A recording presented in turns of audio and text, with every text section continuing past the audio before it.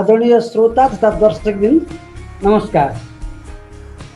यहाँहरू सुन्दै हुनुहुन्छ रेडियो सेफर्ड एफएम 89.2 मेगाहर्ज र युट्युब च्यानल शैक्षिक दर्पण।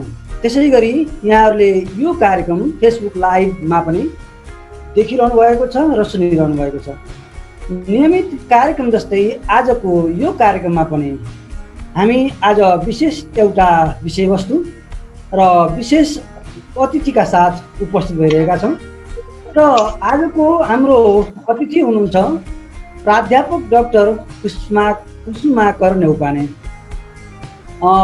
प्राध्यापन क्षेत्रको लामो अनुभवको साथसाथै विशेष गरी नेपाली लोक संस्कृति र लोकगीतको सन्दर्भमा लामो समयदेखि अनुसन्धान गर्दै आउनुभएको आदरणीय कुसुमाकर नेउपाने सँग आज हामीले नेपाली संस्कृति, विशेष गरी नेपाली लोक संस्कृतिको बारेमा, यसको उत्पत्तिको बारेमा, त्यसै गरी नेपाली लोक संस्कृतिको प्रभावको बारेमा, नेपाली जनजीवनमा पारेको यसको प्रभावको बारेमा हामीले उहाँसँग अन्तरङ्ग कुराकानी गर्नेछौँ। आउनुहोस् स्वागत गरौँ आदरणीय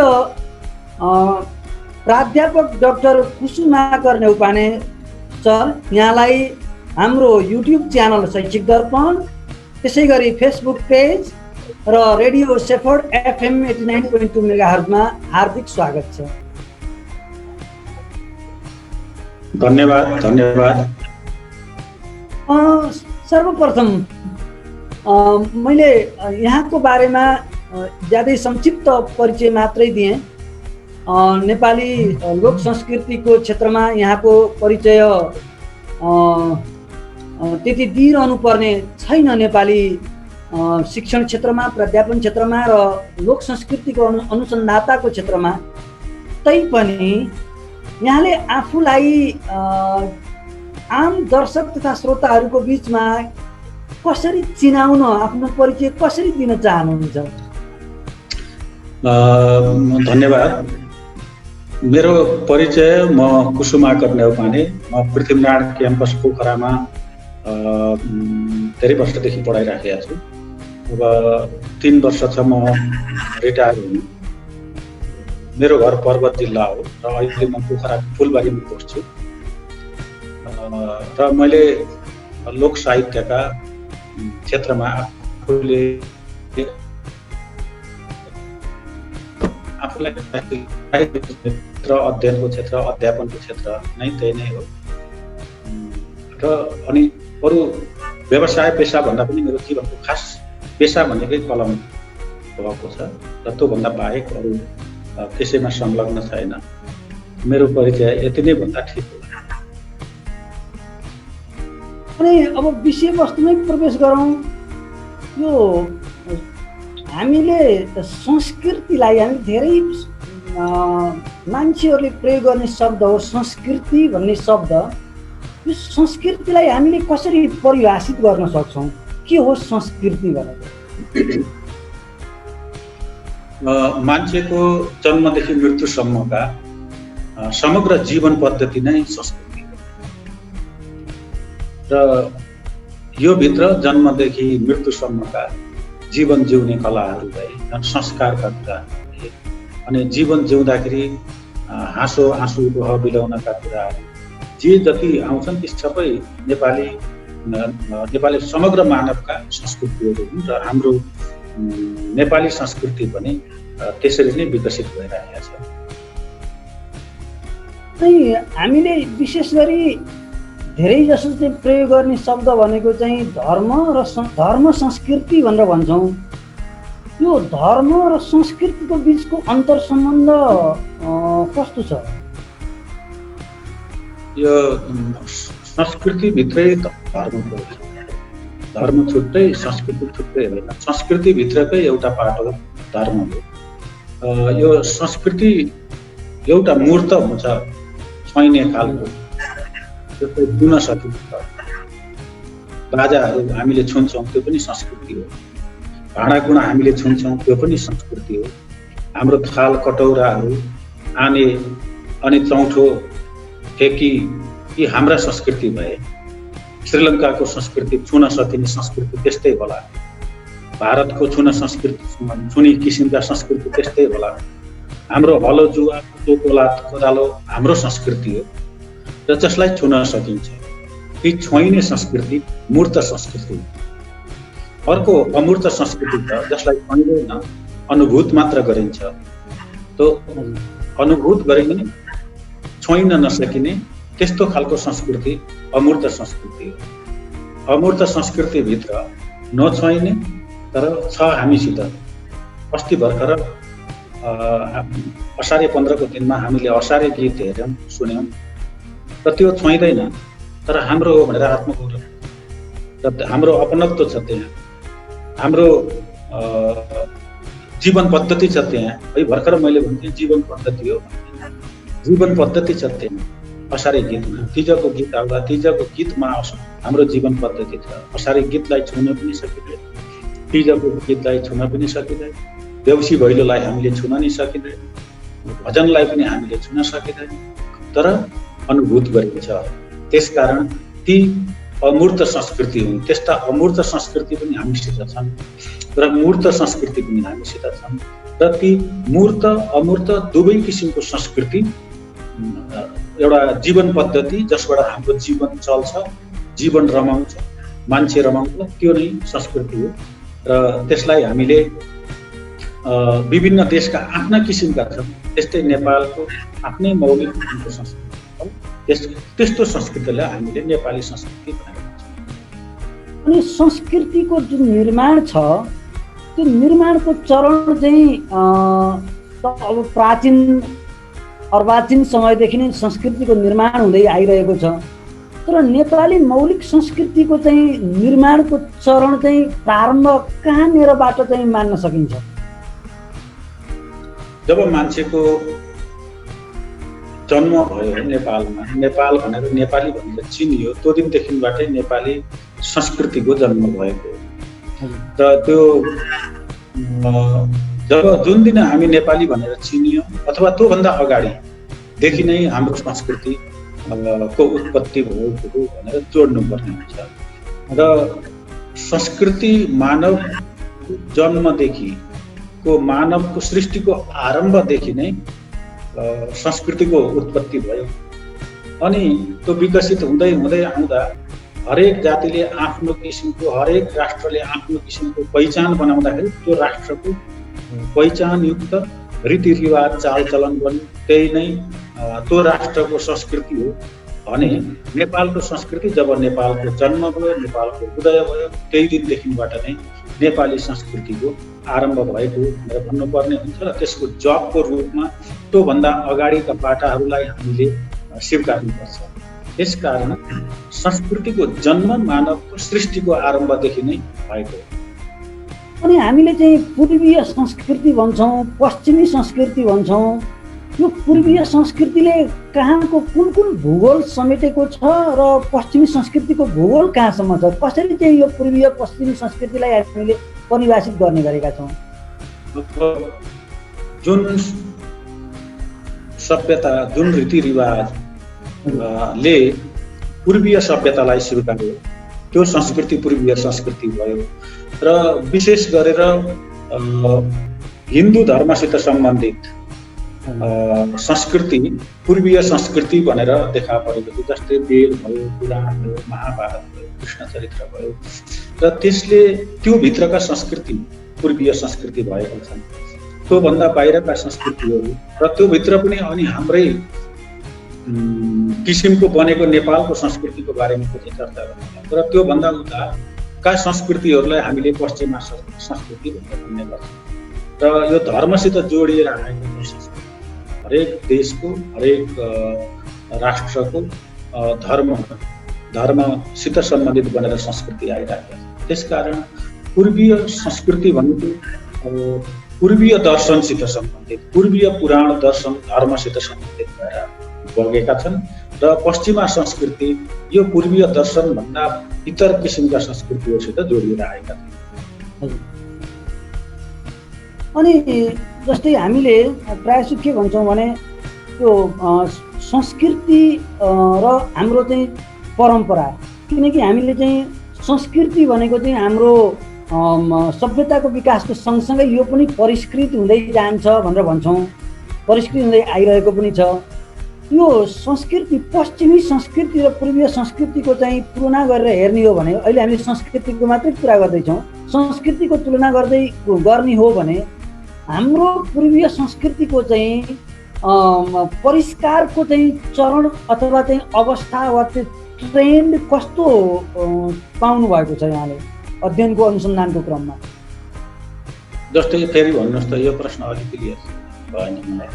हामीले संस्कृति र हाम्रो चाहिँ सामाजिक मूल्य मान्यता संस्कृति परम्परा चाहिँ प्राचीन कालदेखि चाहिँ हाम्रा चाहिँ चालचलनहरू, हाम्रा चाहिँ सामाजिक मूल्य मान्यताहरूको आधारमा आधारित छ। संस्कृति भनेको नि एउटा चाहिँ परिष्कृत हुँदै जाने एउटा विषय पनि होला।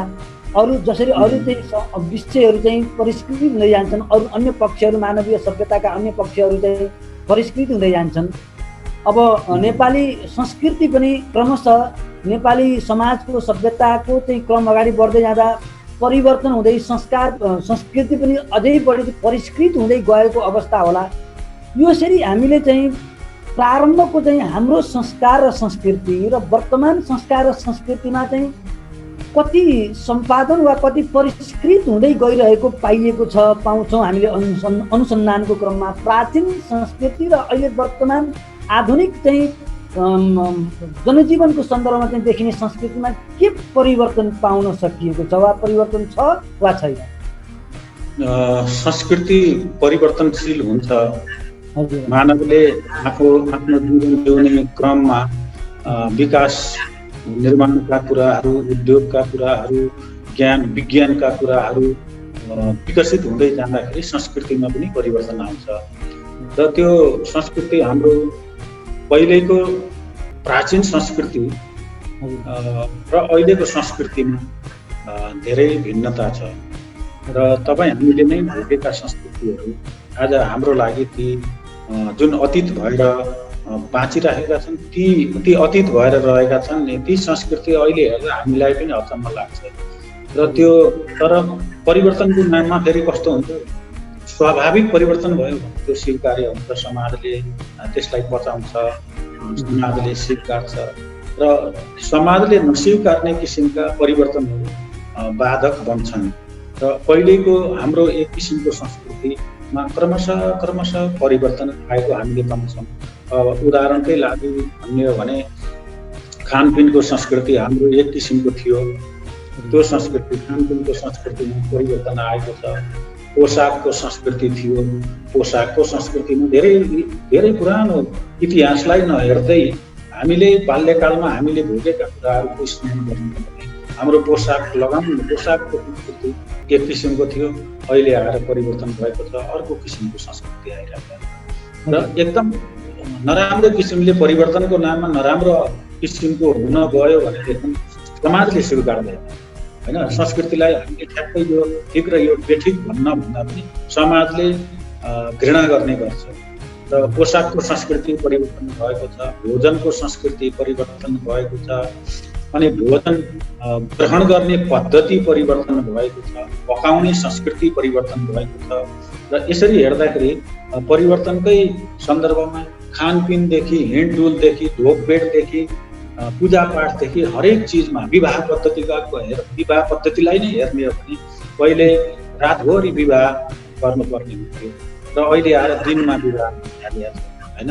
दिनको विवाहलाई स्वीकार्य हुन्छ र पहिले विवाह गराउने विवाह पद्धतिले पनि रातिको समयमा र रातिका गतिविधिहरू र त्यो रातको प्रकृतिलाई स्मरण गर्नुपर्ने, हेर्नुपर्ने भनेका कुराहरू हुन्छ। तर अहिले दिनमा आयो त्यो स्वीकार्य भयो। र यसरी संस्कृतिमा के भने जन्मदेखि मृत्युसम्मका संस्कारहरूमा पनि परिवर्तन भइरहेको छ। जबकि पहिले जन्म संस्कार गर्दाखेरिको एउटा पद्धति अहिले आएर परिवर्तन भएछ, विवाहको पद्धति एउटा किसिमको भइराखेको छ, मृत्यु संस्कारकै सिलसिलामा काजक्रियाका पद्धतिहरूमा परिवर्तन आइराखेको छ, परिवर्तन गरिँदैछ हैन।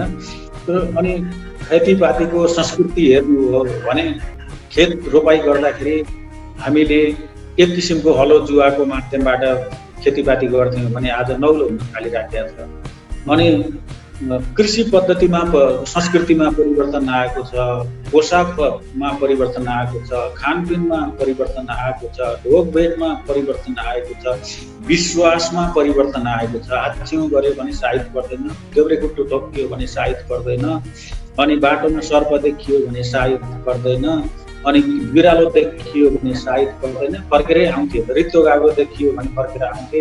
आज त्यस्तो किसिमको रूपदानी परिवर्तन, त्यसमा चाहिँ हामी विश्वास गर्न छोडे, लोक विश्वास टुट्दै गयो। यसरी परिवर्तन हुँदै जान्छ। त्यो परिवर्तन स्वाभाविक किसिमको हुन आवश्यक छ। अस्वाभाविक भइदियो भनेदेखि त्यो समाजले त्यस्तो व्यक्ति, त्यस्तो गर्ने मानिसहरूलाई घृणा गर्छ। यति नै भन्दाखेरि पुग्छ होला जस्तो प्रश्नको उत्तर। अनि जस्तै हाम्रो चाहिँ निरन्तरता दिनुपर्ने कुनै संस्कृतिहरू विलोपको अवस्था छ कि छैन? संस्कृति हामीले निरन्तरता दिनुपर्ने संस्कृति हुनुको त प्रशस्त मात्रामा छन् र पुस्ता हस्तान्तरण गर्नुपर्ने संस्कृति हामीसित प्रशस्त मात्रामा छन्। ती धेरै जस्तो लोप हुँदै गएका छन्, जसलाई हामीले राज्यले, स्थानीय सरकारले, राष्ट्रिय सरकारले सबैले गम्भीर ढङ्गले सोचेर त्यसलाई संरक्षण गर्न आवश्यक छ। जस्तै एकैछिनलाई भनौँ, हामीले खानपिनकै संस्कृतिलाई हेर्ने हो भने हामीले कुनै बेला ढिँडो खाने भनेको गरिबले खाने, दुखीले खाने भनेर त्यो भोजनलाई अलिकति अपहेलना गरेको हामीले सुन्थ्यौँ। हामीले त्यो बिहोर्यौँ। अहिले आएर ढिँडो खाने, कोराको रोटी खाने भनेको एकदम राम्रो हो भन्न थालेपछि त्यसलाई त्यो सबैको निम्ति हामी सबैको लागि त प्रिय बन्दै गयो। गर्दा गर्दै विदेशीहरूको लागि गुन्द्रुक खाने भनेको दुखी जातिहरूले खाने हो। अब अहिले आएर गुन्द्रुक खाने सबैको लागि प्रिय बन्दै गयो। र यो अनि अर्को हामीसित भएका तर लोप हुन लागेका ती संस्कृतिलाई पुनर्जागृत गर्ने हो भने मान्छेलाई जिउन पनि सजिलो छ। स्थानीय सरकारले यसलाई पुस्ता हस्तान्तरण गराउने हो भने र त्यो स्थानीय सरकार पनि दह्रो बन्न सक्छ। उदाहरणकै लागि हामीले त्यसलाई व्यावसायिक बाटोमा हिँडाउन सकेनौँ र व्यावसायिक बाटोमा हिँडाउँदैनौँ। एकैछिनलाई भनौँ कि हामीसित डोरी भारतकै एउटा कुनै अथवा चीनकै एउटा कुनामा बुनेको डोरी हाम्रो लागि प्रिय भयो र हाम्रै सनपाटको, हाम्रै घरका डोरीहरू हामीले पाट्ने र त्यसलाई अझ राम्रो बनाएर बिक्री वितरणको व्यवसायको बाटो बनाइदिने हो भनेदेखि त्यो विदेशमा पनि बिक्री हुने, स्वदेशमा पनि बिक्री हुने हुन सक्थ्यो। तर सनपाटबाट बन्ने चिजहरू हामीले नयाँ पुस्तालाई सिकाउँदै सिकायौँ। चोयाबाट बन्ने चिजहरू हामीले नयाँ पुस्तालाई सिकाउँदै सिकायौँ। हामीले हाम्रो घरमा, हाम्रो गाउँघरमा कुन्से, हाम्रो गाउँघरमा भयो चोयाबाट बनेको डाली, हाम्रो गाउँघरमा बनेको सुकुल भयो, खोस्टाबाट बनेको सुकुल भयो, अनि हाम्रै गाउँघरमा बनेको उसबाट बनेका गुन्द्रीहरू भए। आज हामीले विश्व जगतमा सबभन्दा प्रिय बनाउनको निम्ति त्यो किसिमको तालिम दिने र अझ त्योभन्दा धेरै राम्रो बनाउने, जुन हाम्रा पुर्खाहरूले जे बनाए त्योभन्दा अलिकति पनि बढाउने काम हाम्रो सरकारले, स्थानीय सरकारले गरेका छन्, सोचेका थिए। अनि प्रदेश सरकारले त्यतातिर सोचेका छैन। अनि अर्को कुनै सरकारका पाटाहरूले, त्यस्तो प्रशासनिक पाटाहरूले यस्तो गर्नुपर्छ है भनेर भनेको छैन। आज स्यागु हामीले संसारभरि फिजाउन सक्ने, हाम्रै आँसी अनि बन्चरो हाम्रा किसिमका जे जस्तो छन् यहाँ आरनबाट बन्ने, तिनलाई पुस्ता हस्तान्तरण गराउने आज त आरन देख्नै नपाइने स्थिति भइरहेको छ। र त्यसलाई हाम्रो हो, हाम्रो देशको हो, यसलाई हामीले पुस्ता हस्तान्तरण गराउनुपर्छ। हामीले आरनलाई, स्थानीय सरकारले आरनको विकसित गराउने र हाम्रै देशका आरनबाट निर्माण भएका भाँडाकुँडाहरू हामीले उपयोग गर्ने हो भन्दा त आरन बनाउने मान्छेहरूले त्यसको विकास गर्थे। अनि तपाईँको जुत्ता बनाउने सार्की दाइले बनाएका जुत्ताहरू पहिले एकदम प्रिय हुन्थे र त्यो गर्दा गर्दै आयातित जुत्ता र अनि नेपाली जुत्ताहरूको सम्मिश्रण गराउँदै अरू जातिहरूले त्यसको व्यवसाय गर्न थाले। त्यो व्यवसाय फस्टायो, धनी भए मान्छेहरू। तर त्यो हामीसित भएकै जुत्ता बनाउने पद्धति विस्मृत हुँदै गयो। आज हाम्रै देशमा बन्ने जुत्ताको पद्धति पुरानो पद्धति थियो, त्यसलाई हामीले पुस्ता हस्तान्तरण गर्ने थियो। त्यो पनि र पहिलेका सरकारहरूले त गरेनन्, तर अब लोकतन्त्र आइसकेपछि गणतन्त्र आइसकेपछि त्यो सरकारले त्यो वर्ग, त्यो कुनामा बसेर आरन थापेको, त्यो कुनामा बसेर जुत्ता बनाएको त्यस्तो मान्छेलाई त्यहाँसम्म पुग्नुपर्छ गणतन्त्र र लोकतन्त्र प्रयास गर्दा गर्दै हेर्दा त्यो कुनामा पनि पुगेन। एकातिर लोकतन्त्र गणतन्त्र त्यो आराममा पुगेको छैन, अनि त्यो गरिबको झुपडीमा पनि पुगेन, एउटा सम्पन्न खाने लान टाकाबाटाकै भन्न पुग्यो। अनि त्यसपछि हाम्रो संस्कृतिप्रति उनीहरूको धारणा पनि, सोच पनि, विचार पनि गएन। अलिकति यो उसबाट भन्दाखेरि मैले जो कुरो उक्काउन ठिक होला भनेर उक्काउँदैछु। आज पुस्ता हस्तान्तरण गराइदिने, हाम्रा संस्कृतिहरूलाई पुस्ता हस्तान्तरण गराइदिने र त्यसका माध्यमबाट जिउने आधार बनाइदिने भनेर डाँडा पाखामा, पहाड अनि कुना काप्चामा जहाँसुकै जुन बस्तीमा बसेको निर्माता हुने, त्यसले आफ्नो व्यवसाय फस्टाउने वातावरण पनि पाउँथ्यो। अनि त्यो परम्परा पनि हाम्रो जोगिन्थ्यो। ती जोगिने काम भएको छैन, बरु लोप हुँदै गइराखेका छन्। आज फाली भनेको के हो भन्ने कुरो हराइसक्यो। ट्र्याक्टर आएर बसिराखेका छन् र फालीबाटै हलो, जुवा, कुटो, कोदालोदेखि आने चौथो यी कुराहरू हाम्रो भावी अहिलेका पुस्ताहरूलाई त्यो के हो भन्ने भइसक्यो। र त्यसले गर्दाखेरि राष्ट्रियताको एउटा पाटो, महत्त्वपूर्ण पाटो संस्कृति हो, जसले देशको चाहिँ नि पहिचान गराउँछ। र यस्ता महत्त्वपूर्ण संस्कृतिहरू लोप भइराखेका छन् र यसलाई जगाउन पर्ने, यसबाट राष्ट्रलाई फाइदा हुने कुराहरू स्थानीय सरकारले, प्रदेश सरकारले, केन्द्र सरकारले ध्यान दिएर यसलाई पुनर्जागृत गराउने र पुस्ता हस्तान्तरण गराउनेतर्फ लागिदियो भने हामी सबै सुखी हुन्छौँ जस्तो मलाई लाग्छ। अनि अब यहाँको अध्ययनको पृष्ठभूमि भनेको संस्कृत अध्ययनको पृष्ठभूमिबाट चाहिँ यहाँ आउनुभएको छ। अहिले चाहिँ नेपाली विषय र विशेष गरी चाहिँ नेपाली संस्कृति, त्यसमा पनि लोकगीत को सन्दर्भमा आफ्नो चाहिँ विद्यावारिधि अनुसन्धानको कार्य सम्पन्न गरिसक्नु भएको छ, विद्यावारिधि गरिसक्नु भएको छ। यहाँले अध्ययनको क्रममा यो विषयलाई आफ्नो अनुसन्धानको रोजाइको विषय बनाउनुमा चाहिँ केले प्रेरित गर्यो भन्ने ठान्नुहुन्छ?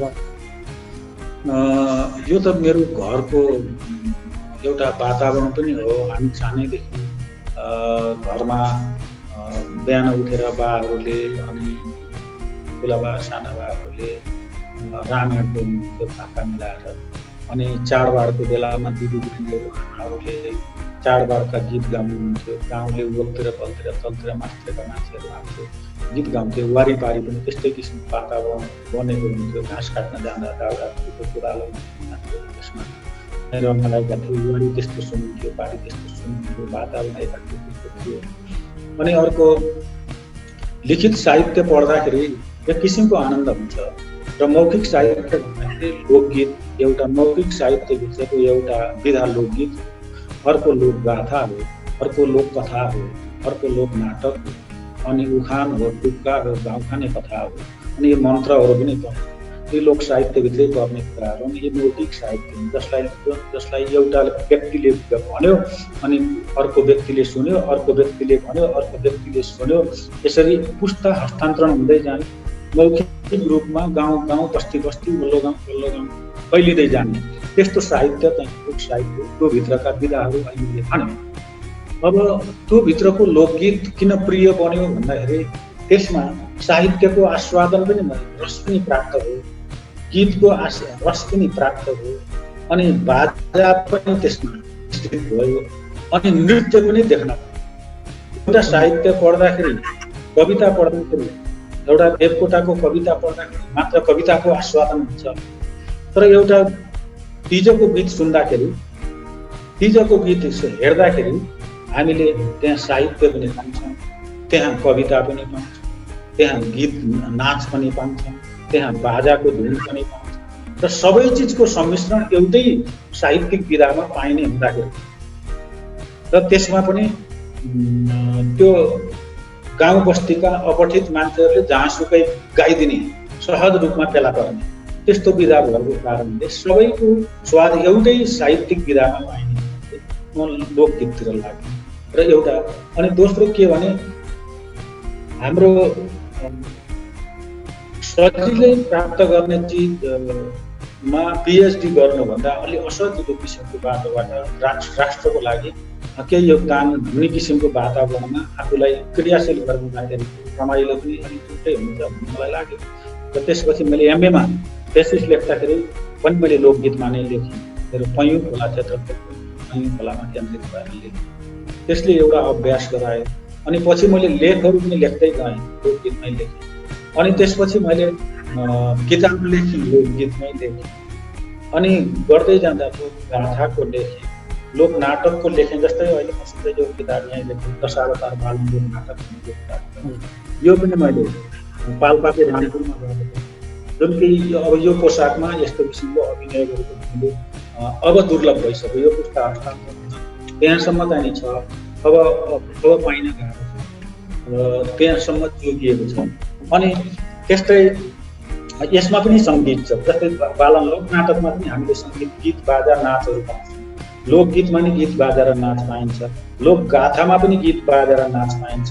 त्यो हुँदाखेरि यो साङ्गीतिक विधातर्फ लाग्दाखेरि सबै चिजको स्वाद लिन पाइने कारणले मैले पिएचडी, मेरो अध्ययनको विषय मैले लोकगीतलाई बनाएँ। अनि यहाँले त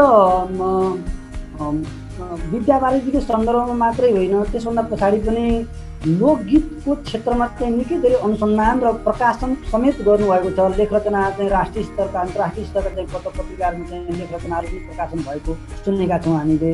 पुस्तक प्रकाशन गर्नुभएको छ, अङ्ग्रेजी नेपाली माध्यममै पुस्तकहरू प्रकाशन गर्नुभएको छ। अलिकति यहाँको अनुसन्धानको क्रममा प्रकाशन भएका र प्रकाशनमुख केही छन् भने ती कृतिहरूको बारेमा हाम्रा आम दर्शक तथा श्रोताहरूलाई चाहिँ संक्षिप्त जानकारी प्रदान गरिदिनुहुन्छ।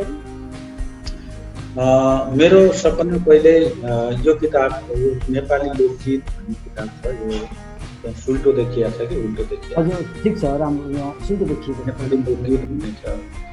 यो लोकगीतको मलाई कुनै आर्टिस्टलाई आर्ट गर्न दिन भन्दा मेरो यो लोकगीतको किताबको सबभन्दा माथि लमजुङको यो दुरा जातिले गीत गाएका छन्, नाचेका छन्, त्यो फोटो राख्दाखेरि सबभन्दा किताबको लागि यो कभरको रूपमा कुनै आर्टिस्टलाई दिन भन्दा यो नै राख्दा ठिक होला, लोकगीत। अनि यो पूर्वतिरका राई लिम्बूहरू नाचेको फोटो राखे। अनि त्यसपछि भेरी लाउने जोगीले गोर्खा थ्योरी सुहारा भन्ने ठाउँबाट व्यक्ति हुनुहुन्छ, उहाँले चाहिँ राति 2 बजीतिर फेरि लाउँदै गर्दा मैले कलेक्सन गरेको थिएँ। यो चाहिँ नि पर्वतकै मेरै गाउँ हो, त्यहाँ बसेर दुई बहिनी गीत गाइरहनु भएको, त्यही फोटो हालेँ। अनि यो डाँडा काँडा यो चाहिँ नि हालेँ।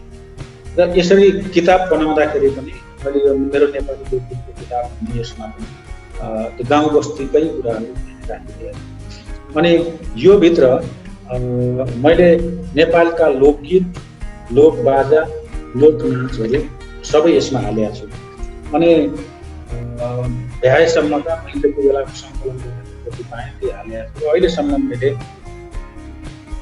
सुरुमा मेरो कास्की जिल्लामा प्रचलित नेपाली प्रचलित लोकगीतमा वृक्ष वनस्पति र वन किताब मैले 49 साल प्रकाशित गरेँ।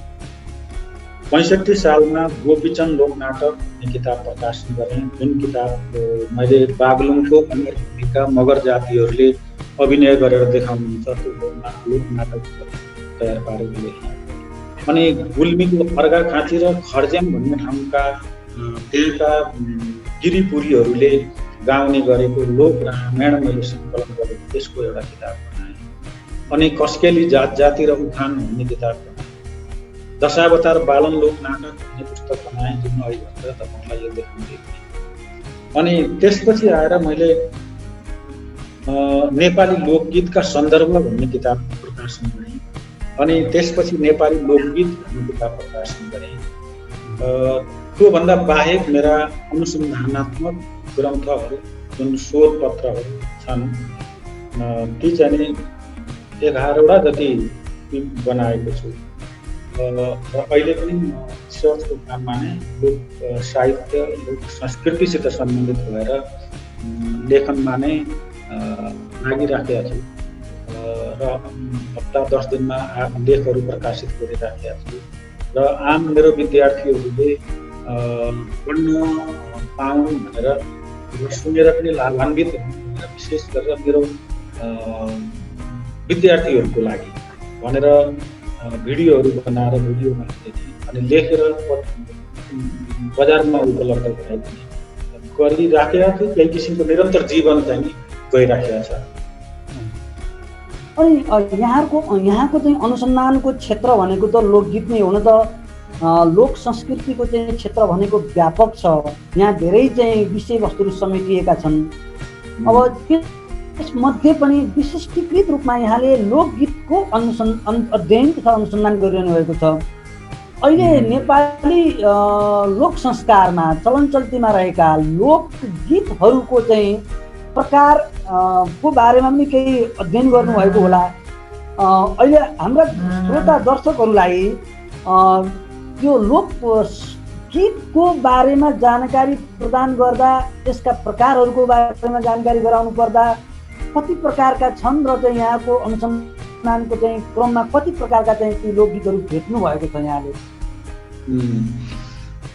नेपालमा अब लोकगीत भनेको लोकले मौखिक रूपमा जीवित राखेको गेय अभिव्यक्ति हो, गाइने अभिव्यक्ति हो। लोकले मौखिक रूपमा प्रस्तुत गरेको लयात्मक गेय अभिव्यक्ति लोकगीत हो। लोकगीत का धेरै प्रकारहरू छन्। यी प्रकारलाई विभिन्न आधारमा छुट्याउन सकिन्छ। पहिलो आधार भनेको गायन प्रक्रिया, गायन तौर तरिकाको आधारमा नेपालमा जम्मा 2 प्रकारका लोकगीतहरू छन्। एउटा एकहोरो पाराले गाइने, अर्को दोहोरो पाराले। एकहोरो पाराले गाइने एक्लै पनि हुन्छ र सामूहिक पनि हुन्छ, त्यस्तो गीत एकहोरी गीत हो। अनि 2 थरीका बीचमा वाद विवाद, संवाद, प्रश्नोत्तर गरेर गाइने गीत चाहिँ दोहोरी गीत हो। दोहोरी गीत भनेको 2 थरीका बीचको, 2 पक्षका बीच वाद विवाद, संवाद, प्रश्नोत्तर गरेर गाइने गीत दोहोरी गीत हो। र हामीसित यो गायन तौर तरिकाको आधारमा 2 किसिमका छन्। लिङ्गकै आधारमा हेर्ने हो भने पुरुषले गाउने गीत र स्त्रीले गाउने गीत गरेर 2 प्रकारका हुन्छ। पुरुषले गाइने गीत, तीजको गीत महिलाले मात्रै गाउने, रत्यौली गीत महिलाले मात्रै गाउने, यसरी महिलाले गाउने मात्रै छन्। अनि पुरुषले मात्रै गाउने गीतहरू पनि छन्। यसरी 2 किसिमको, लिङ्गको आधारमा 2 किसिमको छ। गायन तौर तरिकाको आधारमा 2 किसिमको छ, एकहोरी र दोहोरी। र गायन अवसरको आधारमा कुनै गीत यस्तो गीत हुन्छ जुन 12 महिना जति बेला पनि गाउन सकिन्छ। भात पकाउनु, भान्सामा बसेर गाउन पनि सकिन्छ, जङ्गलमा गएर गाउन पनि सकिन्छ, मधेरामा गाउन पनि सकिन्छ, एक्लै गुनगुनाउन पनि सकिन्छ, धेरै मान्छेको बीचमा पनि गाएर आनन्द दिन र लिन सकिन्छ। त्यस्तो गीतहरू 12 मासी गीत हुन्, 12 महिना जति बेला पनि गाइन्छ। उदाहरणकै लागि भन्यो भने सालै जो गीत 12 महिना गाइन्छ। भजन हामीले जाम्ला बैकुण्ठमा जति बेला जहाँसुकै पनि जाम्ला बैकुण्ठमा नाच्दै गाउँदै भजन भनेर भनिने भजन जुनसुकै ठाउँमा पनि जति बेला पनि गाउन मिल्छ। र यी भक्तिपरक गीतहरू पनि हामीसित छन्। अनि श्रृङ्गारपरक गीतहरू पनि छन्। ती 12 महिना गाइन सकिने खालका सालै जो गीत भयो, यानी माया भयो, सुनी माया भयो, साइलो दाई भयो, धेरै साइलो भयो, यस्ता गीतहरू हामीसित 12 महिना गाइन्छ। अब एक थरी यस्ता खालका गीत छन् जुन काम गर्दा मात्रै गाइन्छ, अरू बेला गाइँदै गाइँदैन। अरू बेला गायो भनेदेखि समाजले घृणा गर्छ।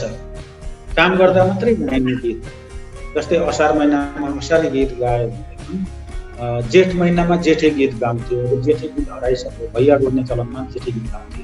जेठे गीत, असारे गीत, साउनमा चाहिँ कोदो रोप्दा गाइने, अनि भदौमा कोदो गोड्दा गाइने भदौरे गीत, अनि दाई हाल्दाखेरि गाइने दाई गीत, यस्ता हामीसित काम गर्दा गाइने गीत छन्।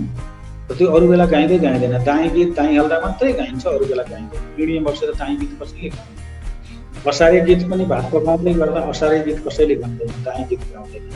अरू कामै गर्दा, निश्चित काम गर्दाखेरि गाइने गीतहरू हामीसित छन् र त्यसलाई कर्म गीत भनिन्छ। अब अर्को गीत कस्तो छ भन्दा जुन पर्व विशेषमा मात्र गाइन्छ, चाडबाडमा मात्र गाइन्छ, अरू गाइँदै गाइँदैन। एकैछिनलाई भनौँ, तीजको बेला आयो, जन्माष्टमीको बेला आयो, जन्माष्टमीमा डोली बोकेर बजारबाट डोली लिएर बेलुका भगवान कृष्णको पूजा आज जन्माष्टमीको दिनमा पूजा भगवान कृष्णको पूजा गरिसकेपछि अनि बल्ल चाहिँ तीजको गीत गाउने चलन छ। त्यसपछि पञ्चमीसम्म त्यो तीजको गीत गाइन्छ, ऋषि पञ्चमीसम्म, श्री पञ्चमी ऋषि पञ्चमी नै भन्छ, त्यहाँसम्म त्यो तीजको गीत गाइन्छ। त्यो पञ्चमी घुमिसकेपछि तीजको गीत गाउनै पाइन्छ। गाए के हुन्छ भन्दाखेरि हुन्छ भन्ने केही पनि छैन, तर समाजले घृणा गर्छ। त्यही नै हो, यस्तो बेला कहाँ तीजको गीत गाएको भन्छ। त्यसैले तीजमा गाइने गीत पर्व गीत हो। अनि मालसिनी गीत पर्व गीत हो, जुन दसैँको बेलामा गाइन्छ। देउसी गीत, भैली गीत अनि भैलो गीत यी चाहिँ तिहारको बेलामा गाइन्छ। यसरी पर्व विशेषमा गाइने गीतहरू मात्रै छन्, अरू बेला गाइँदैन, त्यसलाई पर्व गीत भनिन्छ। अर्को जन्मदेखि मृत्युसम्मका संस्कार गर्दाखेरि मात्रै गाइने गीतहरू, विवाह संस्कार गर्दाखेरि बटौली, अनि व्रतबन्ध संस्कार गर्दाखेरि मागल गाइन्छ होइन। अरू बेला पनि शुभ कर्मको बेलामा गाइने मागलहरू छन् अनि श्लोकहरू छन्, यस्ता गीतहरू संस्कार गीत। यसरी हामीसित नेपालमा मेचीदेखि महाकाली जहाँसुकै जहाँ हामी गयौँ भने पनि पाउँछौँ के भने 4 प्रकारका गीतहरू पाउँछौँ। बाह्रमासे गीत, कर्म गीत, पर्व गीत र संस्कार गीत गरी 4 प्रकारका गीतहरू पाउँछौँ। अहिले यहाँले सोधेकै प्रश्नमा केन्द्रित भएर मैले निष्कर्ष स्वरूप भन्दाखेरि लिङ्गको आधारमा पुरुष र स्त्री, अनि गायन तौर तरिकाको आधारमा यी गुरे र दोहोरी, अनि गायन अवसरको आधारमा हेर्दाखेरि 12 महिना गाइने गीत, काम गर्दाको अवसर, पर्वको अवसर, संस्कारको अवसरमा गाइने गीत गरेर 4 प्रकार। यहाँले सोधेको प्रश्नको उत्तर यति नै होला।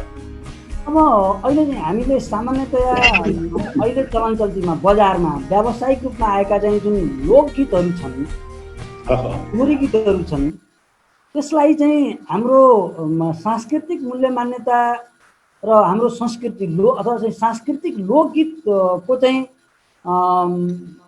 यसको संरक्षण र सम्वर्धनमा सहयोगी छन् वा विकार छ, कसरी चाहिँ विश्लेषण? अहिले बजारमा आएका निर्मित गीतहरू, तिनीहरूलाई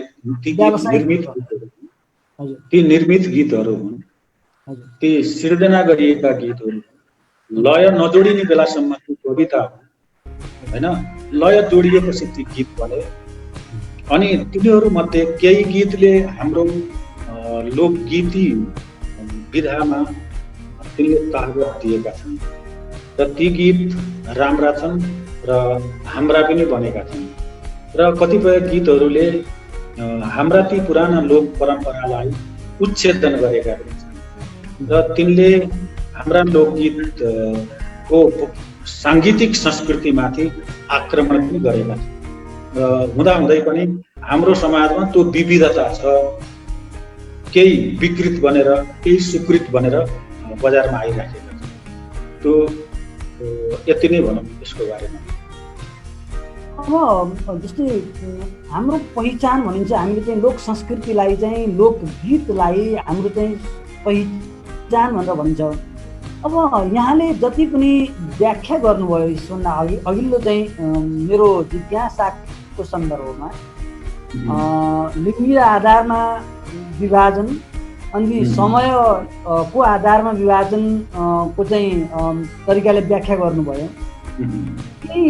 अहिले हाम्रो चलन चल्तीमा आएका जति पनि सांस्कृतिक लोकगीतहरू छन् तिनीहरूको चाहिँ प्रचलन अहिले परम्परागत रूपमा आजभन्दा केही समय अगाडिको अवस्थामा जति चाहिँ प्रचलनमा थिए त्यो प्रचलनको चाहिँ मात्रा घट्दै बढ्दै अथवा यथास्थिति कुन अवस्थामा पाउनु भएको छ यहाँको अनुसन्धान?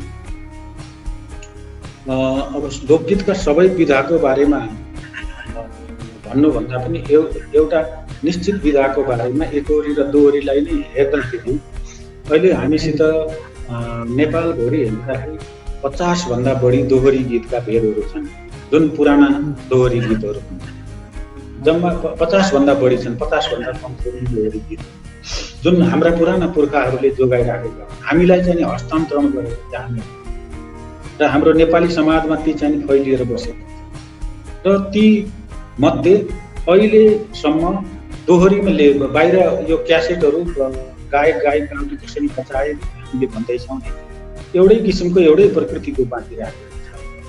र त्यहाँभित्रबाट हेर्दाखेरि कति बचे भन्दा 7-8वटा गीत मात्रै बचिराखेको छ। हाम्रा गायक गायिकाहरूले 7-8वटा गीतहरूलाई मात्र त्यही वृत्तभित्र गीतहरू गाउने गरेको देखिएको छ।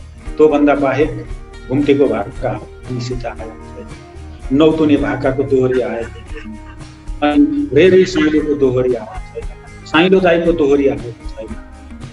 यस्तै किसिमले धेरै दोहोरी गीतहरू अझै पनि हामीसित लुप्त अवस्थामा छन्, हराउँदो अवस्थामा छन्। ती पुराना भाकाहरू, पुराना गीतहरू हराउँदो अवस्थामा छन्। केहीलाई चाहिँ बाहिर ल्याउने काम चाहिँ भएको छ। जब उदाहरणकै लागि एकैछिन हेरौँ कि 50वटा भन्दा बढी हामीसित दोहोरी गीत नेपालमा 50 भन्दा धेरै छन्। दोहोरी गीतकै विधा भन्दाखेरि विधा मात्रै नाम लिँदैछु म। जस्तै एकैछिनलाई भनौँ, घुम्टेको भाका भयो, सालैजे भयो, ज्ञानी माया भयो, सुन माया भयो, साइलो दाई भयो, रे साइलो भयो, अहिले मैले भन्दैछु दोहोरी, श्लोक दोहोरी भयो होइन। यी यस्ता गीतहरू हामीसित छन्, तिनमा दोहोरी चल्छ। ती मध्ये अब ठाडो भाका, लमजुङ्गे भाका भन्छ मैले त्यसलाई, त लमजुङ्गे भाकाको दोहोरी अहिले केही गायक गायिका भने त्यसपछि आएर सालेजो गीत दोहोरीको कोही बाहिर आइरहेको र त्योभन्दा बाहेक कोही एउटा दुईटा आछ मात्र भने ती धेरै हामीसित गीत छन्। ती दोहोरी चाहिँ हाम्रा हराउँदो अवस्थामा। अस्ति भर्खर मैले मेरो फेसबुकमा राखेँ एउटा गीत, र त्यो मेरो फेसबुकमा हेर्दाखेरि पनि केही हराउन लागेका गीतहरू अब फेसबुक मार्फत बाहिर ल्याइदिनुपर्छ भन्ने मलाई लाग्यो। मैले आफूले मेरो घरमा सुरक्षित राख्दाखेरि पनि त्यो कति गीत रम्न सक्छ, आम जनसमक्ष पुर्याइदिँदाखेरि बरु कसैले त्यसबाट लाभ लिन सक्यो भने राम्रो हुन्छ भन्ने बाहिर लाग्यो। हामीसित एकल दोहोरी पनि छ। अहिले भर्खर हामीले के भन्यौँ भन्दा, अहिले भर्खर चर्चा दोहोरी दुई थरीका बीचको वाद विवाद, संवाद, प्रश्नोत्तर हो भन्दै थियौँ भने अब त यो धुर्कोट भन्ने ठाउँमा त्यहाँ बमबहादुर कार्की जुन गायक हुनुहुन्छ उहाँको गाउँमा एकल दोहोरी चल्छ। एकल दोहोरी भनेको दसैँको बेलामा सराय खेल्नु पूर्व त्यहाँका गन्धर्वहरूले त्यो धुरी गीत गाउने गर्छन्। त्यो धुरी गीतमा के हुन्छ भने एउटा व्यक्तिले एक्लै प्रश्न गर्छ, एक्लै उत्तर दिन्छ, सारङ्गी बजाउँछ अनि गीत गाउँछ। आफै प्रश्न आफै उत्तर गर्छ, आफै वाद विवाद गर्छ, आफै संवाद गर्छ। त्यो सुन्दाखेरि हामीले त्यस्तो आनन्द लिन पाउँछ। एक्लै दोहोरी गर्ने चलन रहेछ हामीसित, जबकि अहिलेसम्म आउँदै आएको थिएन। यसरी हामीसित बजारमा आएका गीतहरू एउटा प्रकारका छन्, तर गाउँ बस्तीमा अझै पनि पुराना हस्तीहरूले, गीतका हस्तीहरूले जोगाइराखेका ती गीतहरू जुन दोहोरी गीतहरू ती पनि हामीसित अझै गाउँमा नै लुकिराखेका छन्, हराउँदो अवस्थामा छन्। त्यो धुरी गीत बाहिर नल्याएको भए त्यो बाहिर आउँदै अहिलेसम्म आएकै थिएन होइन। त्यसो हुँदाखेरि एकहोरी गीत पनि त्यत्तिकै गाउँमा लुकिराखेका छन् र दोहोरी गीत पनि हाम्रो गाउँमा अझै पनि लुकिराखेका छन्। तिनको संरक्षण गर्नु आवश्यक छ र तिनलाई खोज्नु र बाहिर ल्याउनु आवश्यक छ। त्यसले गर्यो भने पनि हाम्रो साङ्गीतिक पाटाको क्षेत्र चाहिँ पाटो हाम्रो दरिलो बन्छ, बलियो बन्छ। अनि नेपाली समाज छ नि हाम्रो चाहिँ त्यो दोहोरी गीतको संरक्षणको चाहिँ सन्दर्भमा कति सचेत र कति क्रियाशील छ, यहाँको अनुसन्धानले के भन्छ? दोहोरी गीतको संरक्षण र सम्वर्धनको निम्ति लागिराखेका छन्। अब गायक गायिकाहरू क्रियाशील भइरहनु भएको छ, गाइरहनु भएको छ, बाहिर ल्याउनु पनि भएको छ, आम जनतामा प्रिय पनि खटिरहनु भएको छ र त्यसैका माध्यमबाट जिउने काम पनि गर्नुभएको छ। नेपालमा मात्र नभएर विदेशमा पनि, अमेरिकामा पनि दोहोरी रेस्टुरेन्टहरू खोलिएका छन्, बेलायतमा पनि दोहोरी रेस्टुरेन्ट खोलिएका छन्, कतार दुवाहरूमा पनि, जापानमा पनि त्यस्तो किसिमको परम्परा छ। अहिले जहाँसुकै जाँदाखेरि दोहोरीको व्यापक विस्तार भइराखेको छ। टेलिभिजनहरूदेखि, रेडियोदेखि, सञ्चारका माध्यमदेखि एउटा व्यवसाय गरेर जिउने आधार पनि दोहोरी गीत बनिराखेका छ। सँगसँगै एकहोरी गीत पनि गाइएका छन्। त्यहाँ एक किसिमका गीतहरू मात्र जोगिएका छन्, एक थरी गीतहरू मात्र जोगिएका छन् र यी सबै विधाहरू जोगाउने काम भएको छैन र त्यसलाई जोगाउनको निम्ति यी विधा बाहिर ल्याइदिन आवश्यक छ अनुसन्धानकर्ताहरूले अथवा स्वयं गायक गायकहरूले बच्ने गरियो भनेदेखि मात्रै ती समग्र विधाहरू जोगिन्छन् र उहाँहरूले गरेका कर्महरू सत्कर्महरू नेपालीको गीतको क्षेत्रमा जुन गर्नुभएको छ ती चाहिँ नि प्रशंसनीय छ। अब अहिले चाहिँ के देखिन्छ भने विशेष गरी नेपाली परम्परागत लोकगीतको साथसाथै हाम्रो समाजमा अस्तित्वमा रहेका विभिन्न जाति जनजातिहरूका आफ्ना पनि अलग्गै फेरि लोकगीत संस्कृतिहरू छन्। त्यसको संरक्षणको निमित्त विभिन्न संस्था निकायहरू सङ्गठित पनि हुँदै गइरहेको हामीले पाउँछौँ। अब लोक संस्कृतिको विशेष गरी लोकगीतको संरक्षणको निमित्त संस्थागत राज्यको तर्फबाट र संस्थागत चाहिँ प्रयासहरू चाहिँ कस्तो कस्तो पाइरहनु भएको छ अनुसन्धानको क्रममा? अब त्यसरी यो एउटा एउटा अनुभूत गर्ने कुराहरू मात्रै भएको छ मेरो होइन। त्यसमा अझ गहिरिएर ठ्याक्कै खोज्ने काम मैले गरेको पनि छैन र गर्नु आवश्यक छ। तर स्थानीय सरकारी पक्षबाट त्यस्तो काम गरेको ठ्याक्कै मैले पत्ता लगाएको छैन। तर सङ्गीत नाट्य एकाडेमी, सङ्गीत नेपाल सङ्गीत नाट्य प्रज्ञा प्रतिष्ठानले अहिले त्यसलाई विकसित त्यसलाई संरक्षणको निम्ति प्रयत्न गरेको मैले देखिराखेको छु। अनि नेपाल प्रज्ञा प्रतिष्ठानले केही मात्रामा अलिअलि अनि त्यसपछि सांस्कृतिक संस्थानले पनि केही मात्रामा अलिकति प्रयास गरेको जस्तो देखिन्छ। तर त्योभन्दा बढी जातिगत सङ्घ सङ्गठनहरूले विकसित र संरक्षण र विकास गर्न गरेका कुराहरू केही उदाहरणीय बनेका पनि छन्। जस्तै विभिन्न जातिहरूले आफ्नो लोकगीतहरू बचाउनको निम्ति गरेका प्रयत्नबाट यी लोकगीतहरू बाहिर आइराखेका छन्। उदाहरणकै लागि हेर्ने हो भने पनि तनहुँको लमजुङे भाका लमजुङकै स्थानीय बासिन्दाहरूको प्रयासमा र प्रयत्नमा र त्यहाँ बाहिर गएका लमजुङमै बसेका व्यक्तिहरूबाट त्यसको संरक्षण र संरक्षण। अनि त्योभन्दा बाहेक अरू गीतहरू पनि हेर्ने हो भनेदेखि अब पौराकै कुरो गर्ने हो भने पौरा गीत रेडियो नेपालबाट पनि पहिल्यैदेखि निस्केको अनि टेलिभिजनहरूमा पनि आयो। तर त्योभन्दा बढी चाहिँ कौरासित सम्बन्धित जात जातिहरूले यसको विकासको निम्ति आफ्नै सङ्घ संस्थाहरूबाट अलि बढी चाहिँ यसलाई चलेको देखिएको छ। अनि सालेजो गीतका गायक गायिकाहरू, सालेजो गीत पनि पुरानो गीत हो र यसलाई धर्मराज थापादेखि सत्यमोहन जोशीदेखि अनि काली भक्त पन्तहरूदेखि अनुसन्धानकर्ताहरूले अनुसन्धान गरेर बाहिर ल्याइदिनु भयो। त्यो तात्कालिक गायक गायिकाहरूले यसलाई गाएर बाहिर प्रसारणमा आम जनस्तरमा पुर्याइदिनु भयो। अनि पछि लोकप्रिय हुँदै जाँदाखेरि सालेजो गीतहरू अलिकति बाहिर आए। तर भर्खर आउँदैछ यानीमाया सुनीमाया साइकोबाट। यसरी हेर्दाखेरि सरकारी तहबाट भन्दा स्थानीय जातिगत सङ्घ संस्थाहरूले आफ्नो लोकगीतलाई त्यो सम्वर्धन र संरक्षण र सम्वर्धन गरेका कुराहरू अलि मुक्त कण्ठले प्रशंसा गर्ने लायकका भएको मैले अनुभव गरेको छु। अनि जस्तै मैले अघि एउटा सन्दर्भ निकालेँ, जात जातिहरूको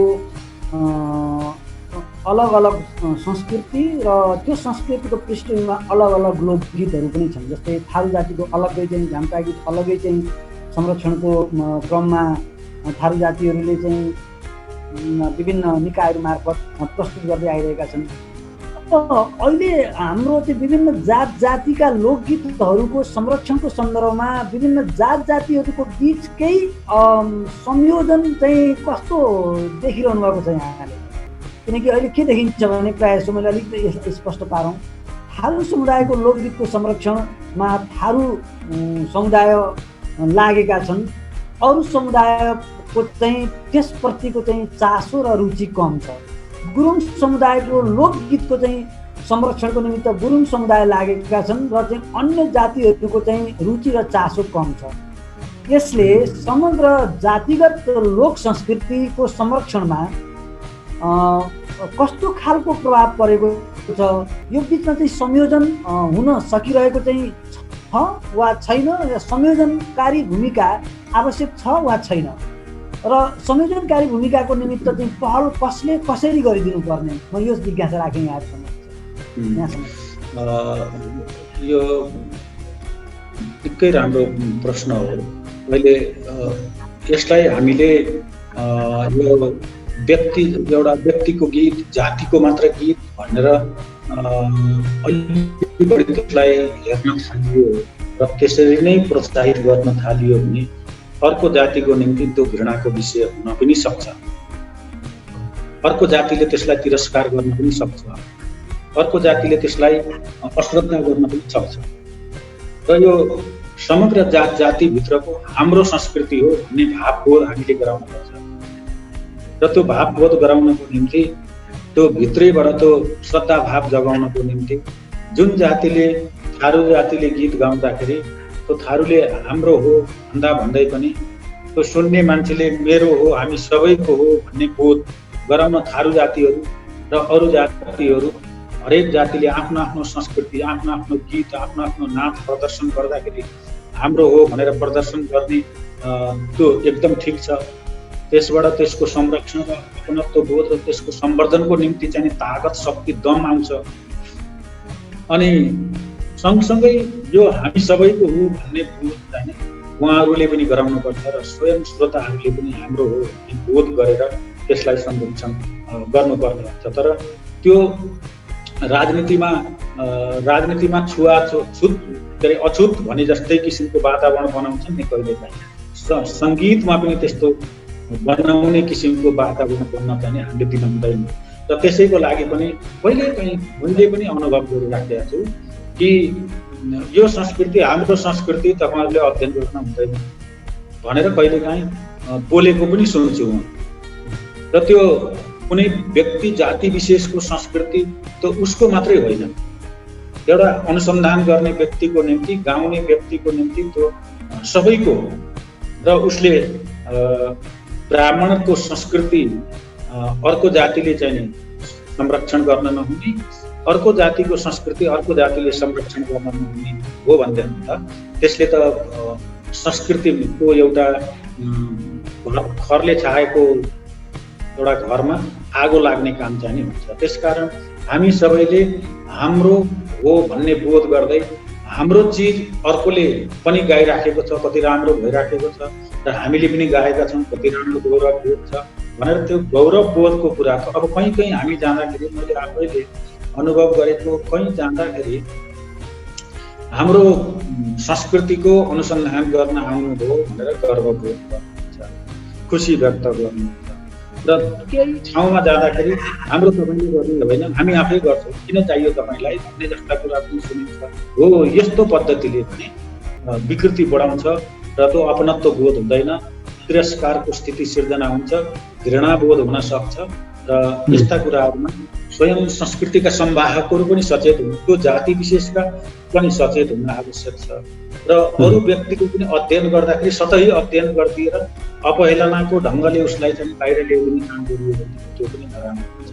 र यसमा साह्रै सचेत र सजग भएर प्रस्तोताहरू र अनुसन्धान गर्नेहरूले ख्याल गर्न पर्ने कुरा हो यो। जस्तै हामी जस्तै अनुसन्धान गर्ने व्यक्तिले त्यही गीतको नाम मैले अहिले पनि भन्ने गर्छु बेला बेलामा, कुनै कतिपय गीतहरू पहिलेका व्यक्तिहरूले अपहेलित नाम राखेका छन् गीतका नाम। ती गीतलाई हामीले अलिकति परिवर्तन गरेर त्यसको राम्रो नाम राखिदिँदाखेरि हाम्रो देशको गौरव बढ्छ होइन। त्यसरी अनुसन्धान गर्दाखेरि ठिक्क परिवर्तन, थोरै परिवर्तन गरिदिँदा अपराध हुँदैन। र कहिलेकाहीँ जे पाए पनि अनुसन्धान गरेर बाहिर ल्याइदिने, जे पाए त्यही बाहिर लगाइदिने।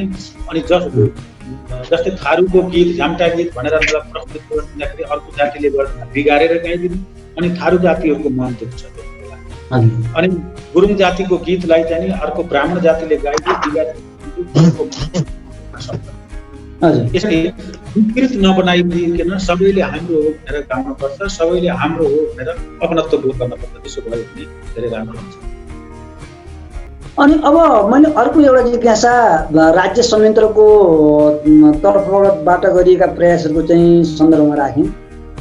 राज्यको बजेट बाँडफाँड गर्ने सन्दर्भमा, बजेट निर्माण गर्ने सन्दर्भमा, नीति तथा कार्यक्रम निर्माण गर्ने सन्दर्भमा भौतिक निर्माण तथा अन्य विभिन्न क्षेत्रहरूमा धेरै प्रतिशतमा बजेट वितरण हुने गर्छ, विनियोजन हुने गर्छ। तर संस्कृतिको संरक्षण, यस्ता हाम्रा लोक परम्पराको संरक्षणको सन्दर्भमा राज्यको ध्यान जति जानुपर्ने हो त्यति गइरहेको छैन भन्ने लोक संस्कृतिको अध्येताहरूले लेखेको, भनेको, बोलेको हामीले यताकता सुन्ने गर्छौँ। अवस्था चाहिँ के हो? यहाँले जे प्रश्न राख्नुभएको छ त्यो सही हो कि सरकारी तर्फबाट बजेट छुट्याएर यसको संरक्षण र संवर्धनको निम्ति सोच बनाएको हामीले मैले आफूले त्यस्तो अनुभूत गरेका छैन। पहिले त केन्द्रबाट नै वितरण हुन्थ्यो, संस्कृति मन्त्रालयले केन्द्रबाट वितरण गर्थ्यो। पहिले त स्थानीय सरकारलाई आफ्नै नगरपालिकाभित्र, आफ्नै गाउँपालिकाभित्र, आफ्नै प्रदेशभित्रका संस्कृतिहरूको निम्ति बजेट छुट्याउ भनेर केन्द्र सरकारले पनि भनेको छ र केन्द्रीय सरकारको एउटा नीतिमा पनि छ र स्थानीय सरकारलाई पनि त्यो नीति बनाएर पठाइरहेको छ। तर स्थानीय सरकारले संस्कृति भनेको के हो, अनि प्रदेश सरकारले संस्कृति भनेको के हो, केन्द्रीय सरकारले पनि संस्कृतिभित्र के चिजमा हामी चाहिँ केन्द्रित भएर बजेट बनाउनुपर्छ भन्ने कुराको ख्याल नगरिकन एकैछिनलाई उदाहरण केन्द्रदेखि तलसम्मको अहिले भन्नुभन्दा नि संस्कृतिको संरक्षण गर्ने भनेर छुट्याइएको बजेट तीजको गीत गाउनु, अनि त्यसपछि रतेउली खेल्ने प्रस्तुत गर्न, अथवा कुनै एउटा महोत्सवमा अलिकति बजेट हाल्दिनमा मात्रै स्थानीय सरकार केन्द्रित होइन। तर स्थानीय सरकारले, प्रदेश सरकारले अथवा नगरपालिकाले नै कम्तीमा आफ्नो नगरपालिकाभित्र यस्ता के छन् संस्कृति भन्ने कुरा त नगरपालिका सरकारले थाहा पाउनु पर्ने हुन्छ नि। मेरो गाउँपालिकाभित्र, मेरो नगरपालिकाभित्र यी संस्कृति रहेछन्, यी संस्कृति हामीले पुस्ता हस्तान्तरण गराउँदाखेरि पुस्ताले, वर्तमान पुस्ताले फाइदा लिन सक्दो रहेछ। यी संस्कृति चाहिँ विकृत बनेका रहेछन्, यिनले क्षति पुर्याएको रहेछ, यिनलाई हामीले चाहिँ अलिकति लोप गर्नुपर्ने हुन्छ भन्ने किसिमका पनि देखिएला। खै त्यसको रिसर्च हुँदैन, खै त्यसमा केन्द्रित भयो। आज डोरी बाट्ने पद्धति हाम्रो लागि कति काम लाग्छ। चोयाबाट बन्ने चिजहरू, सनपाटबाट बन्ने चिजहरू, कोइलाबाट बन्ने चिजहरू, होस्टाबाट बन्ने चिजहरू एउटा नगरपालिकाको नगर वडा अध्यक्षहरूले थाहा पाउनु पर्दैन। स्थानीय सरकार बनेर बन्ने, अनि त्यो आफ्नै किसिमको यो राष्ट्रियता होइन र एउटा मादल देख्दाखेरि, एउटा टोपी देख्दाखेरि पालपाली ढाका टोपी भनेर भन्छौँ, भात गाउँले कालो टोपी भनेर हामीले भन्छौँ। त्यो टोपी म वर्षमा बेलायत जाँदाखेरि एकजना बेलायतको हिथ्रो एयरपोर्टमा उताबाट हामी सबै त्यो उताबाट दुईजना श्रीमान श्रीमती टोपी लगाएर अनि गुनियो चोलो लगाएर आउँदाखेरि पुरै छ भनेर हामीले, म आफैले 15 दिन त्यहाँ गएर घुमेर आउँदाखेरि मलाई हेर्न मन लाग्यो, उस्तो गएर चिन्जान मात्र केले भन्दाखेरि एउटा पोसाक हो।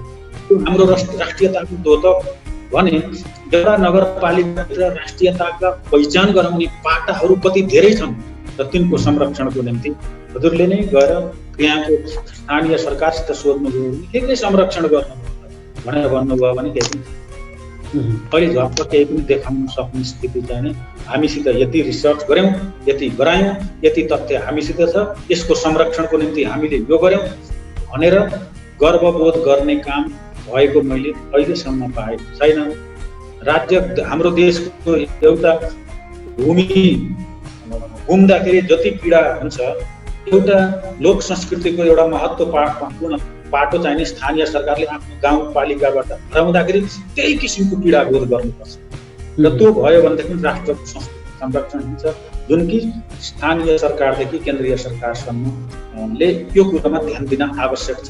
र कति गरेका छन् कति गरेका छैनन् भन्ने कुरो त मैले अहिले भन्दा पनि आम नागरिकहरूले नभएको अनुभूति गरेको है भर्खरको तपाईँको प्रश्नले पनि त्यो बोध भइरहेको छ। तर म यति नै भन्छु। अब संस्कृतिको पुस्तान्तरणको निमित्त सबैभन्दा उत्तम एउटा माध्यम भनेको बालबालिकाहरूको चाहिँ शिक्षण सिकाइको सन्दर्भमा चाहिँ तयार गरिएका पाठ्यक्रमहरू पनि विश्वविद्यालय र विश्वविद्यालयले पाठ्यक्रमहरू तयार गरेका छन्।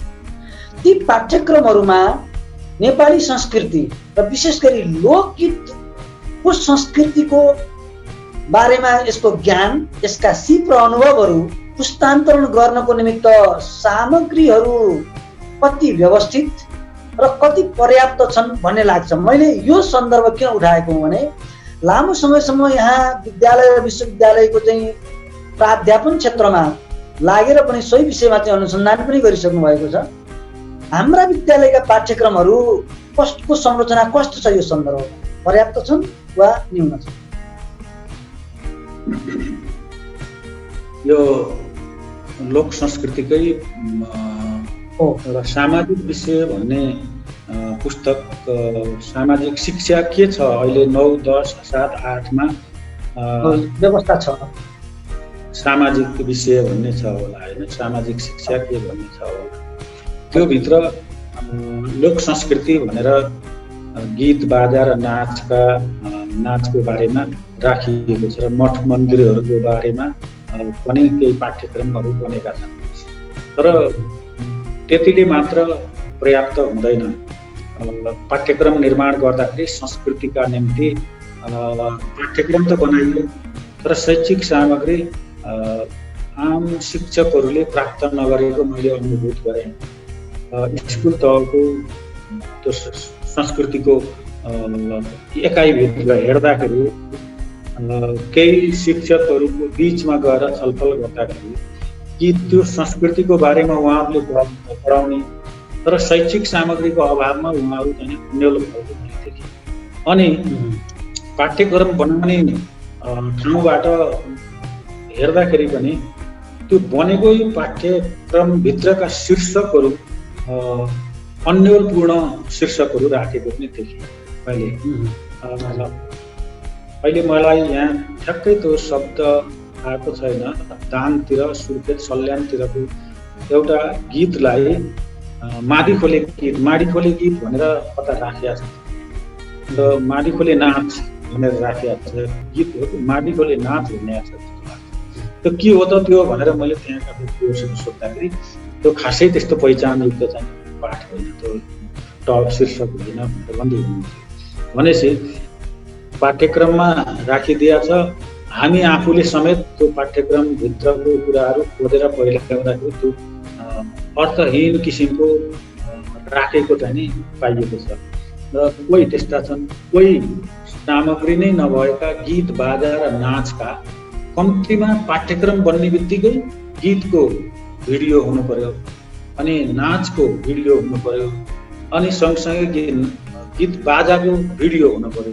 त्यो पाठ्यक्रमसित सँगसँगै त्यो राखिदिएर त्यो शैक्षिक सामग्री 9, 10, 7, 8मा संस्कृति पढाउने व्यक्तिलाई ती कुराहरू क्रमबद्ध तरिकाले दिइदियो भने स्कुललाई र विद्यार्थीलाई दियो भने पढाउन सजिलो हुन्थ्यो, विद्यार्थी पनि लाभान्वित हुन्थ्यो। त्योभन्दा धेरै लेखेर ल्याऊ है भनेर भन्दा विद्यार्थीले ल्याउन सक्थे र त्यो किसिमको पाठ्यक्रम बनाउन आवश्यक छ।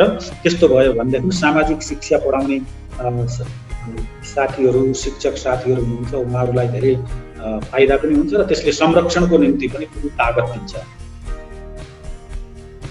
अब मैले अब कार्यक्रमको करिब अन्त्यतिर छौँ हामी, अब हामी निष्कर्षतिर छौँ।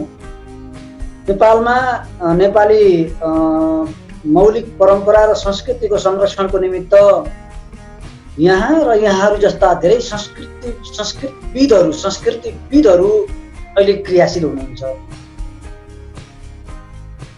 अहिले समग्र नेपालका नाम चलेका संस्कृतिविदहरू जसले संस्कृतिको संरक्षणको निमित्त लामो समयदेखि कुनै न कुनै तरिकाले कुनै न कुनै विधामा महत्त्वपूर्ण योगदान पुर्याइरहनु भएको छ। समग्र रूपमा समग्र संरक्षणविदहरूको चाहिँ कुनै एउटा गोलमेज सम्मेलन वा यस्तै कुनै एउटा फोरम तयार छ छैन, वा एकल तरिकाले प्रयत्न गरिएको छ वा यसको सामूहिक प्रयत्नको निमित्त कुनै प्रयास गरिएको छ? म यो जिज्ञासा राखेँ यहाँसम्म। यो संस्कृतिको क्षेत्रमा काम गर्ने व्यक्तिहरू पहिले आफ्नो ढङ्गले अध्ययन गरिरहनु भएको थियो, लागिरहनु भएको थियो, खटिरहनु भएको थियो।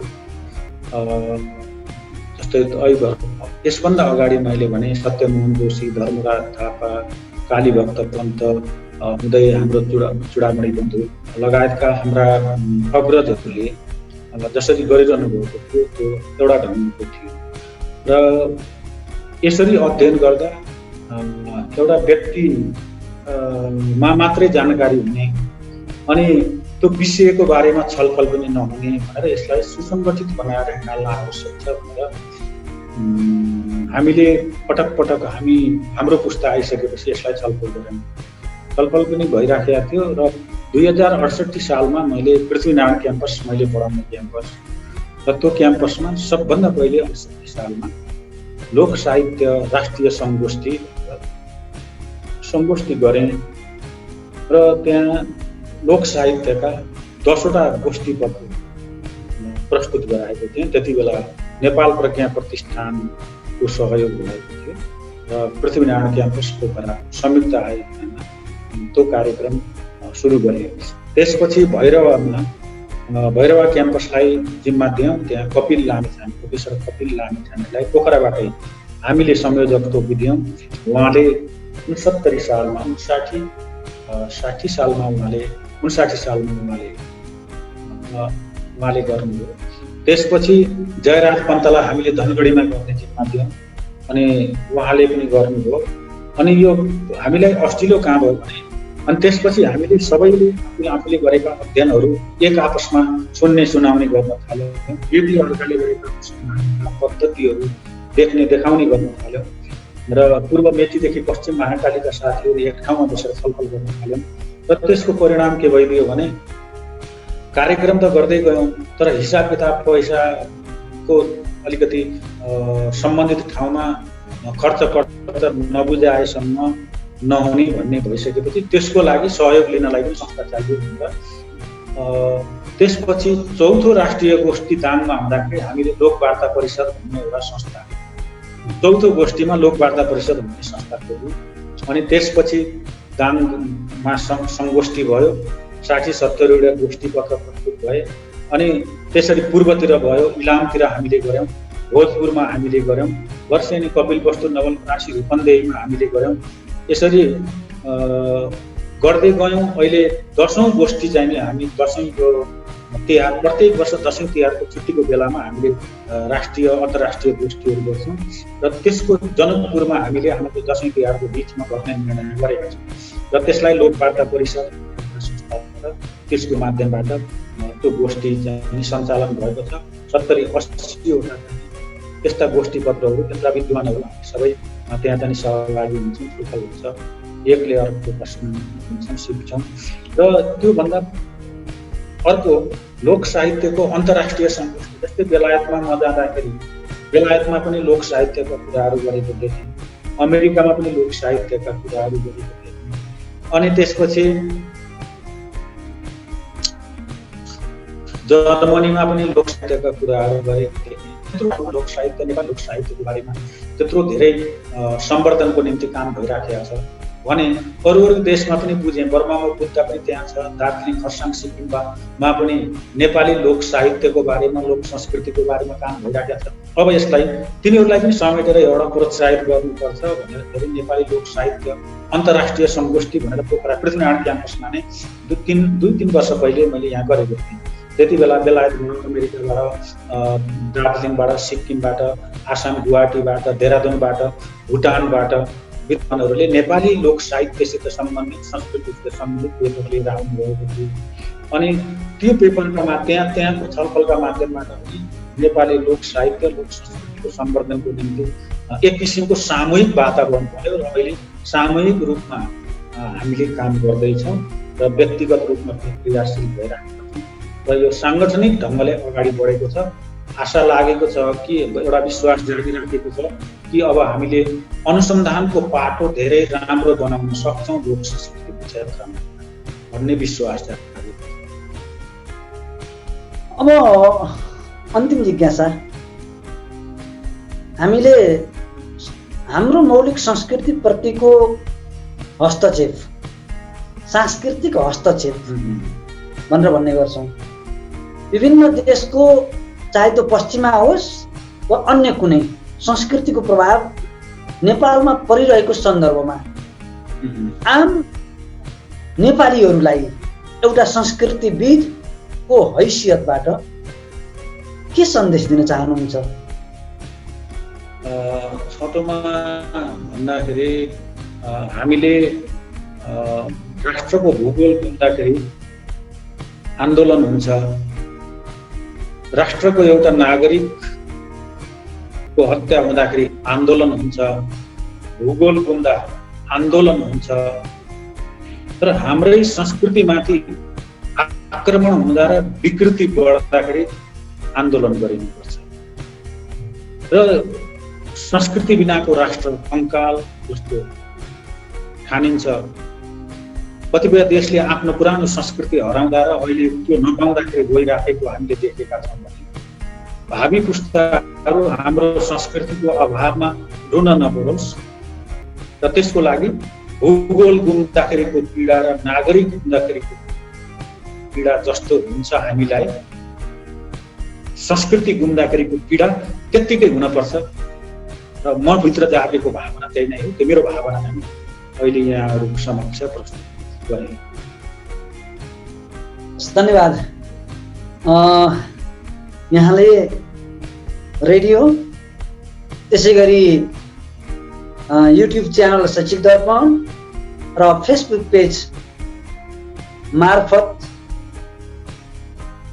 नेपालको संस्कृति, यसको उत्पत्ति, वर्तमान अवस्था, देखिएका चुनौतीहरू, राज्यको तर्फबाट र संस्कृतिविदहरूको तर्फबाट यसको संरक्षणको लागि गरिनुपर्ने भूमिकाहरूको बारेमा सविस्तार हाम्रा आम श्रोता तथा दर्शक महानुभावहरूलाई जानकारी गराइदिनु भयो।